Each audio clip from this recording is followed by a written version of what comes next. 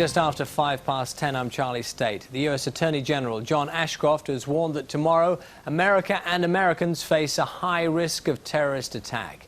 He spoke of new intelligence information suggesting possible attacks from al-Qaeda.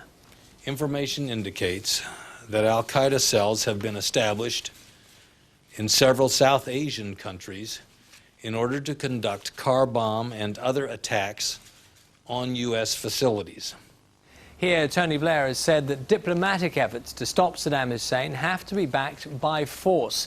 He told the TUC conference in Blackpool it's right to go through the UN, but action has to be taken.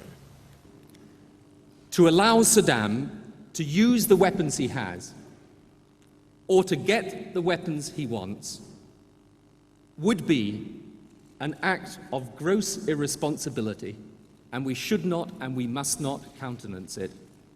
If we do not deal with the threat from this international outlaw and his barbaric regime, it may not erupt and engulf us this month or next, perhaps not even this year or next, but it will at some point. And I, for one, do not want it on my conscience that we knew the threat, that we saw it coming, and that we did nothing. Ian Huntley, the man accused of murdering Holly Wells and Jessica Chapman, has made his first appearance in court. Crowds threw eggs and shouted abuse as he left Peterborough Magistrates Court. He's been remanded in custody at Rampton High Security Hospital for another 28 days. Detectives in the southeast of England are hunting a violent serial rapist who's thought to have struck for the 5th time last weekend. Two forces are now working together to catch the man before he strikes again. Police say the rape of a 13-year-old girl in Woking in Surrey was the latest in a string of attacks which began in Kent last November.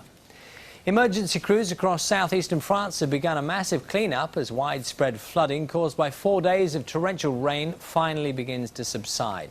Up to 20 people were killed when the storms hit, submerging villages and cutting power to thousands of homes.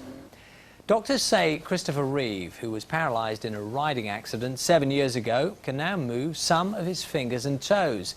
The actor who starred in the Superman films can also feel a pinprick over most of his body and can distinguish between hot and cold and sharp and dull sensations. His doctors believe his progress could mean he may one day be able to walk.